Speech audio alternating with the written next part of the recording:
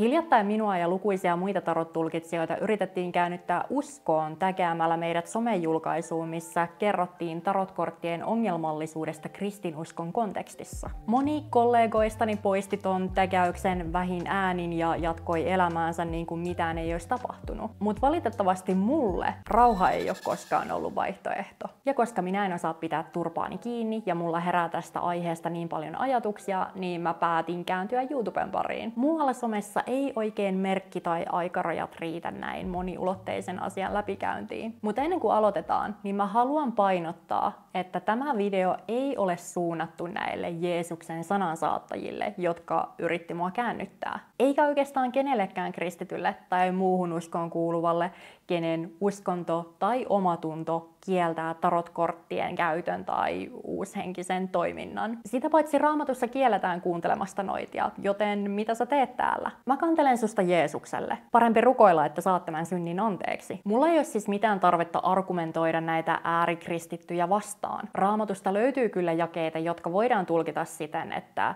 tarotkorttien käyttäminen on Jumalan tahdon vastaista. Ja jos sä haluat noudattaa Raamattua näin kirjaimellisesti, niin se on sun oma asias. Mua ei oikeastaan kiinnosta. Mä en myöskään halua estää ketään kääntymästä uskoon, jos se tuntuu sulle itsellesi oikealta ratkaisulta. Eikä mulla ole myöskään mitään tarvetta käännyttää ihmisiä pois uskosta, jos sä oot aidosti onnellinen siinä sun omassa yhteisössäsi. Mikä mua sen sijaan kiinnostaa on se, että mikä saa uushenkisyyden harjoittajan kääntymään uskoon. Tämä ilmiö on nimittäin yleistynyt viimeisen parin vuoden aikana. Yllättävän moni meistä, jotka kuuluu tarot-yhteisöön, tietää jonkun henkilön, joka on kääntynyt uskoon ja sen seurauksena hylännyt tarotkortit. Tätä hihulista kristityksi pipelinea mä siis haluan pohtia. Mä haluan myös painottaa, että tämä ei ole mikään tieteeseen nojaava tutkielma, vaan enemmänkin videokolumni, missä mä jaan mun omia henkilökohtaisia mielipiteitäni ja ajatuksiani tästä aiheesta. Mä en ole minkään alan asiantuntija, paitsi ehkä tarotin, juuri ja juuri. Ja jos siellä edelleen joku Jeesuksen sanansaattaja katsoo tätä videota, niin mä haluan muistuttaa, että kaltaiseni noidan kuunteleminen on syntiä. Joten vielä ehtii poistua.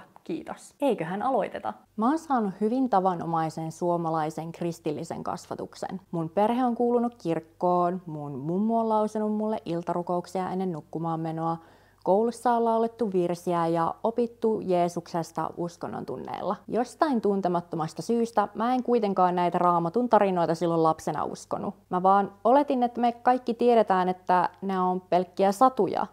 Fiktiivisiä tapahtumia, mitkä on tapahtunut fiktiivisille hahmoille. Mä kuitenkin muistan, miten mä oon pienenä lapsena maannut mun sängyssä pimeässä iltaisin ja pohtinut, että miltä kuolema tuntuu. Koska silloin pienenä lapsena mä ajattelin, että sitten kun me kuollaan, niin se on vaan pelkkää jatkuvaa pimeyttä ja tyhjyyttä ikuisesti. Eli vaikka kuinka paljon mulle puhuttiin taivaasta koulun oppitunneilla tai muissa yhteyksissä, niin mä en koskaan uskonut taivaaseen käsitteenä. Mä en uskonut minkäänlaiseen kuoleman jälkeiseen elämään. Mutta en mä koskaan ajatellut uskoa tai uskontoa sen kummemmin. En siitäkään huolimatta, vaikka yksi mun lapsuuden parhaista ystävistä oli vanhoillislestadiolainen poika. Mä vietin tämän vanhoillislestadiolaisen pojan kanssa aikaa lähes joka päivä, koska me oltiin naapureita ja 10 kilometrin säteellä ei asunut ketään muita. Joo, mä oon kasvanut landella keskellä metsää. Sen takia mä oon näin juntti. Ensimmäiset varsinaiset ongelmat uskonnon kanssa mulla tuli vasta riparilla. Meillä oli riparilla tämmönen tehtävä, että meidän piti kirjoittaa jonkinlainen kirjoitelma tai essee otsikolla, että miksi minä uskon Jumalaan. Ja koska mä oon tämmönen kuin mä oon, niin mä sitten kysyin kaikkien kuulen kovaan ääneen siltä meidän papilta, että hei, mistä mä sitten oikein kirjoitan, jos mä en usko Jumalaan? No, mä jouduin tästä tietenkin papin puhutteluun ja mä en enää muista, miten tää keskustelu meni, mutta ilmeisesti tää pappi antoi mulle anteeksi, koska myöhemmin se pyysi mua mukaan isostoimintaan. Siitä mä sitten päädyin isoseksi. Mä olin isosena useammallakin seurakunnan leirillä. Me käytiin isosporukalla jopa yksillä kristillisillä festareilla. Mä voin siis sanoa olleeni tekemisissä aika paljonkin kirkon seurakunnan ja uskonnon kanssa. Mutta jostain syystä tänäkään päivänä mä en ole vielä onnistunut luomaan minkäänlaista yhteyttä Jumalaan tai Jeesukseen. Ehkä se ei vaan ole mua varten. Mun elämä on ollut täysin hyvää ja tyydyttävää myös ilman uskoa. Mä erosin kirkosta täysi-ikäisenä silloin, kun mä muutin omilleni. Mä kutsuin itseäni vuosia ateistiksi oikeastaan siitä lähtien, kun mä opin sen termin. Nykyisin ateismi tuntuu kuitenkin aika rajaavalta termiltä ottaen huomioon, minkälaisten asioiden kanssa mä oikein oon tekemisissä. Mä kuitenkin oon avoin sille,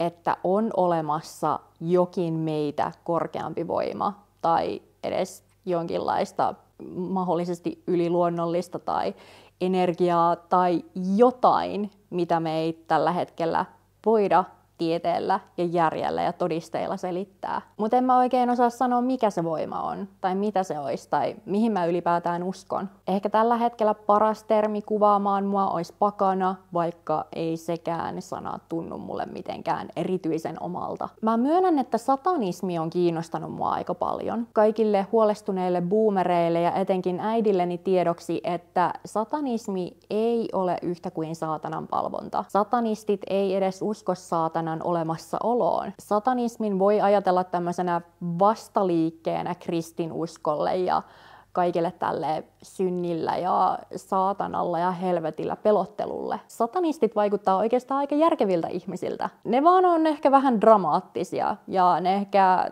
tahallaankin haluaa pelotella kaikkia hyväuskoisia ihmisiä tommosella pelottavalla, synkällä imagolla. Vähän niin kuin minäkin. Miksi mä perustaisin jonkun kuukausijäsenyyden, jos mä voin perustaa kultin? The Satanic Templen toiminta Suomessa ainakin on ollut tosi ihailtavaa ja vaikuttaa, että heillä on siellä hyvin samankaltaiset liberaalit ja humanistiset arvot kuin mulla itsellänikin. Mutta mä en ole varma, meneekö tämmönen rationaalinen, ateistinen satanismi kuitenkin vähän ristiin mun oman ajatusmaailman kanssa. Koska kuten sanottua, mä kuitenkin haluan olla avoin sille, että täällä on mahdollisesti olemassa jokin korkeampi voima tai jonkinlaista yliluonnollista energiaa, koska näihin asioihin satanismissa ei uskota.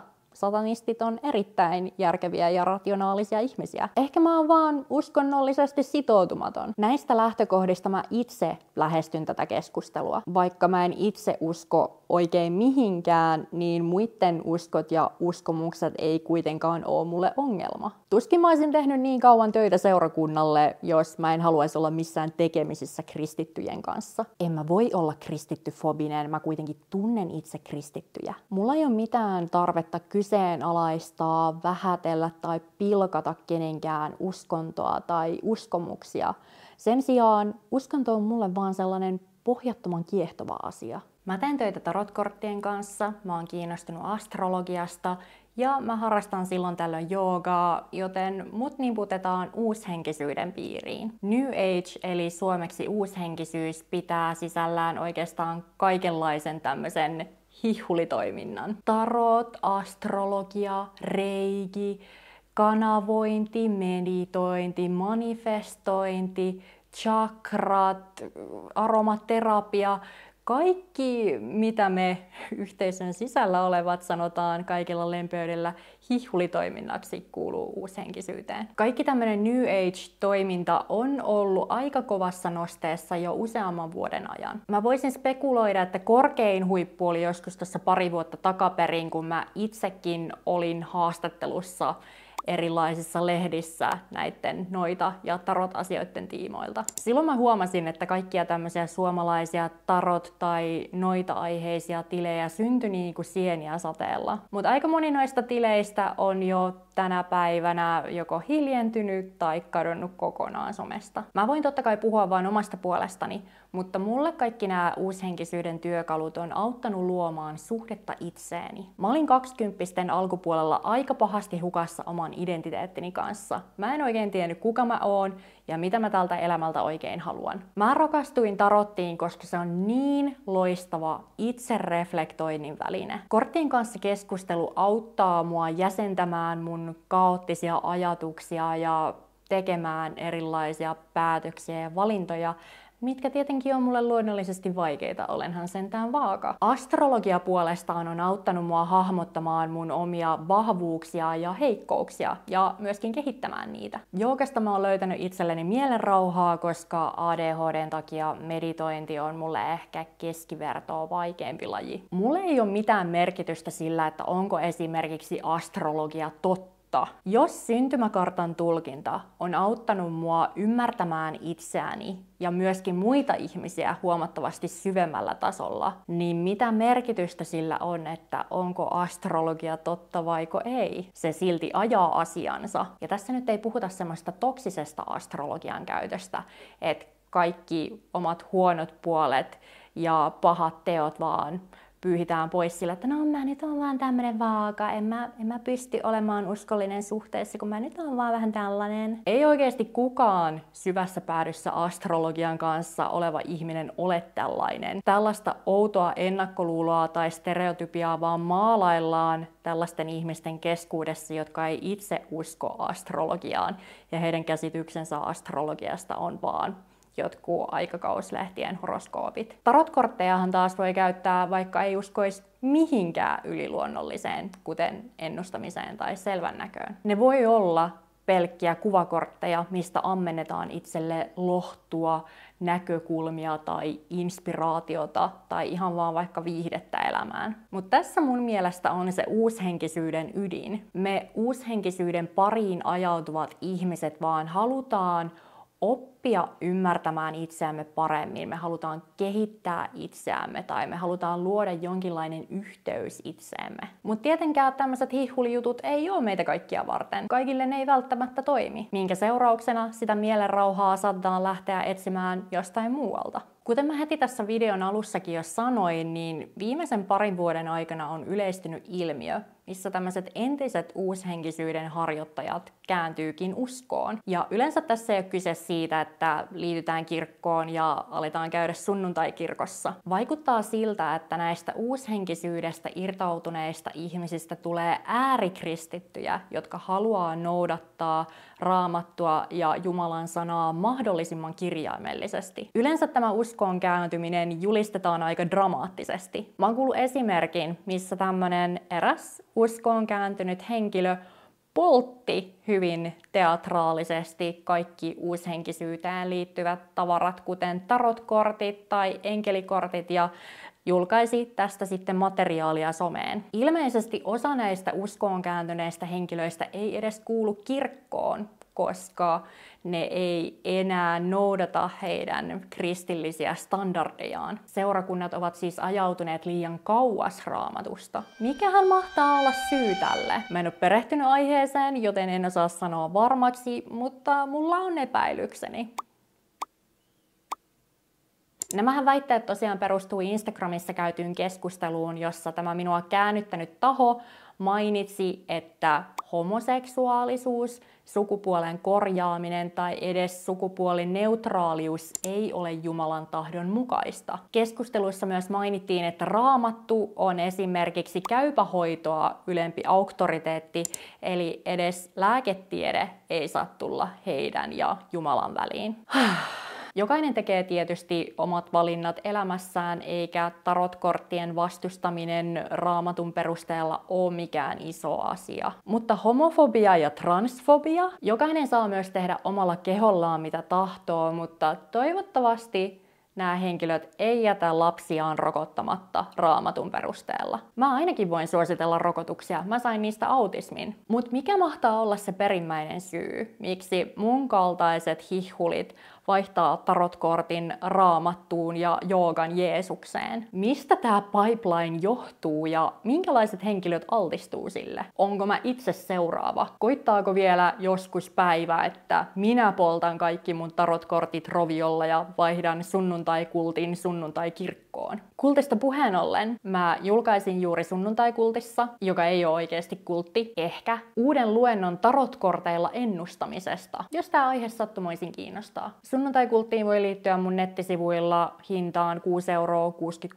€ kuukaudessa ilman mitään sitoumuksia, eli erota saa milloin tahansa. Sinne tulee uutta materiaalia tarotkortteihin liittyen joka viikko. Tällä kertaa mä tein tosiaan luennon, missä mä kerron omia kokemuksiani tarotkorteilla ennustamisesta ja pohdin myöskin ennustamisen eettisyyttä ja ongelmallisuutta. Mutta siirrytään takaisin Jeesuksen pariin tavallaan. Suomi julistettiin taas maailman onnellisimmaksi maaksi jo 7. kertaa peräkkäin, mutta on vaikea sanoa, että mihin tämä tieto oikein perustuu. Täällä kun lähinnä lyödään lyötyä leikkaamalla sosiaaliturvasta ja muutenkin heikentämällä jo muutenkin heikommassa asemassa olevien ihmisten asemaa. Joo, mä oon vihervassari kommunisti, ei pitäisi tulla kenellekään yllätyksenä. Mielenterveyspalvelutkin Suomessa on mitä on. Jatkuvasti kuulee tarinoita siitä, miten oikeanlaisen hoidon saaminen on ihan super vaikeeta ja jokaiseen vaivaan tarjotaan ratkaisuksi ketipinoria. Mä uskallan siis väittää, että kovin monilla meistä ei mene kovin vahvasti tällä hetkellä.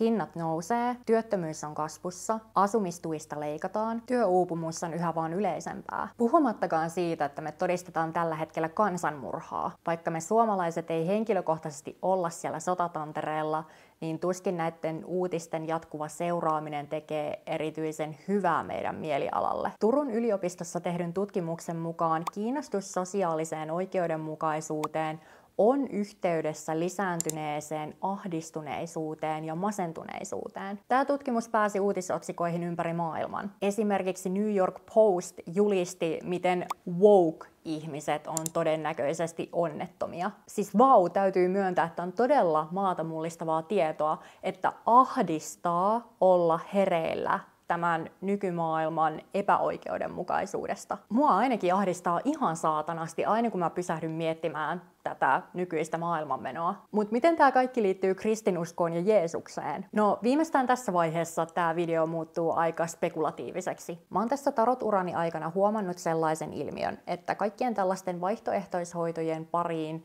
ajautuu paljon hyvin epätoivoisia ihmisiä. Epätoivoisuudella mä tarkoitan sitä, että nämä henkilöt on yrittänyt hakea jo erilaista apua ja tukea jostain muualta, mutta kaikki nämä muut metodit on pettäneet. Jos sä oot esimerkiksi yksinäinen, eikä sulla ystäviä kenelle puhua, eikä terapiaankaan pääse sormia napsauttamalla, niin internetistä löytyy kyllä tarottulkitsijoita ja astrologeja, kenelle varata aika. Mä en ole itse koskaan myynyt palveluna henkilökohtaisia tarottulkintoja, koska mä olen enemmän kiinnostunut opettamisesta. Mutta mun kollegoilta mä oon kuullut melkoisia tarinoita siitä, että minkälaisten aiheiden kanssa heitä lähestytään tulkinnoissa. Aina sen tilanteen ei tarvitse kuitenkaan olla superdramaattinen. Toisinaan ihmiset voi vaan kokea olevansa vähän hukassa, tai elämä muuten vaan tuntuu vähän merkityksettömältä. Täällä jossain syvällä sisimmässä velloo semmonen musta aukko, mihin yritetään epätoivoisesti löytää jotain täytettä. Mä uskallan väittää, että aika moni meistä on jossain vaiheessa elämäänsä kokenut sen tyhjän aukon läsnäolon. Ehkä se on jopa ihmisille semmonen sisäänrakennettu ominaisuus. Et meillä kaikilla on se tyhjä aukko, mitä me yritetään parhaamme mukaan täyttää. Jotkut saattaa täyttää sen aukon esimerkiksi käymällä salilla tai aloittamalla juoksuharrastuksen. En voi samaistua. Toiset taas löytää elämälleen merkityksellisyyden työelämässä tai perustamalla perheen. Tai jos nämä asiat ei kiinnosta, niin sit todennäköisesti etsitään jonkinlainen harrastus tai mielenkiinnon kohde, mikä tekee siitä elämisestä mielekästä. Mutta jos mikään näistä edellä mainituista ei toimi, niin ihminen saattaa ajautua sitten uushenkisyyden pariin. Mutta jos sekään ei toimi, jos edes uushenkisyydestä ei löydy sitä iloa, onnea ja merkityksellisyyttä, niin siinä vaiheessa ihmismieli voi olla jo aika synkkä ja toivoton. Mun teoria siis on, että uskoon käännytään, kun yritetään täyttää se tyhjä aukko sieltä sisimmästä. Ja tällainen äärimmäisyyksiin vedetty, hyvin kirjaimellisesti raamattua noudattava kristinusko on aika ihanteellinen ratkaisu, koska sun ei tarvitse enää ajatella sun omilla aivoilla. Sulla on hyvin selkeät säännöt ja raamit, joita noudattaa, joiden mukaan elää. Ja sen lisäksi sun ympärillä on hyvin tiivis yhteisö ihmisiä, jotka ajattelee sun kanssa samalla tavalla. Eikö tää kuulosta kuulostakin aika ihanteelliselta diililtä. Varmasti aika moni meistä fantasioi välillä elämästä, missä ei tarvitse vaivata päätään tämmöisillä maallisilla asioilla. Ehkä tästä syystä myös tällainen tradwife-meininki on nousussa. Eli nuoret naiset on alkanut haaveilla enemmän sellaista kotiäitiydestä, että voi olla kotona siellä perinteisesti nyrkin ja hellan välissä. Mies tekee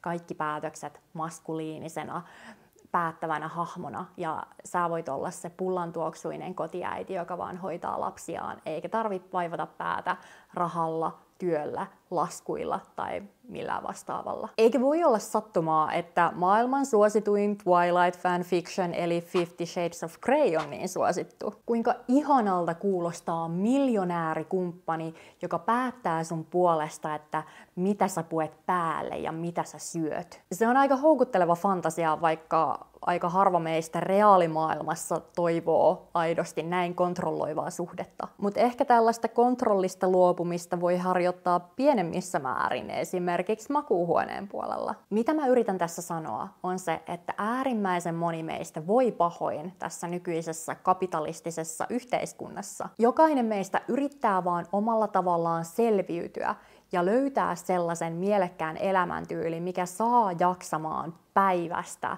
viikosta, kuukaudesta ja vuodesta toiseen. Sä yrität tehdä sun elämästä elämisen arvoista. Ja näin ulkopuolisen sivustaseuraajan silmin vaikuttaa siltä, että uskoon kääntyminen on äärimmäisen helppo ratkaisu tähän. Ja koska nämä uskoon kääntyneet henkilöt on suorastaan hurmioituneita siitä, miten heidän elämänlaatuunsa on parantunut sen jälkeen, kun aivot on heitetty narikkaan, niin tätä uskoa yritetään tuputtaa myös muille. Mutta vaikuttaa siltä, että näillä uskoon kääntyneillä ei käy pienessä mielessäkään, että me muut saatetaan löytää se elämän merkityksellisyys myös jostain muualta. Uskomatonta, mutta totta, kaikkien ei tarvitse kääntyä Jeesuksen tai Raamatun puoleen ollakseen onnellisia. Mä en henkilökohtaisesti usko helvetin tai saatanan olemassaoloon, joten mua on melko vaikea käännyttää uskoon niillä pelottelemalla. Jos sä itse oot kristitty ja sä mietit, että voitko sä käyttää tarotkortteja, niin kyseessä taitaa olla ihan oman tunnon asia. Mun käsittääkseni aika monetkin kristityt käyttää tarotkortteja. Myös Kirkko ja kaupunki julkaisi pari vuotta sitten artikkelin, missä haastateltiin pappia, joka käyttää tarotkortteja. Joten ei kannata säikähtää tätä äärikristittyjen paasausta. Mä uskon, että jokainen voi ihan itse päättää sen, että käyttääkö tarotkortteja vaiko ei. Mutta onko tarotkorteissa modernissa noituudessa tai uushenkisyydessä jotain aidosti vaarallista? Onko tässä pelottelussa kuitenkin jotain perää? Kuten mä jo aiemmin sanoin, niin uushenkisyyden pariin voi päätyä aika epätoivoisessa tilanteessa olevia ihmisiä. Mä sivusin tätä aihetta myös mun edellisellä YouTube-videolla, missä mä kerroin syitä sille, miksi mä poistin kaikki mun tarot-tulkinnat sosiaalisesta mediasta. Jos sä oot henkisesti heikossa jamassa, sun mielenterveys reistailee tai muuten vaan sun elämäntilanne on erityisen vaikea, niin sä hyvin herkästi voit päätyä esimerkiksi tarotkorttien pariin hakemaan jonkinlaista lohtua tai toivoa. Mutta se ei välttämättä toimi ihan niin, koska tarotpakan sisältö ei ole pelkkää sateenkaaria, yksisarvisia ja auringonpaistetta. Jos se jo valmiiksi pelkäät joutuas helvettiin ja sä vedät tarotpakasta paholaisen, niin todennäköisesti sä voit säikähtää sitä. Sä et välttämättä ymmärrä sitä, että tämä kortti kehottaa sua nimenomaan pohtimaan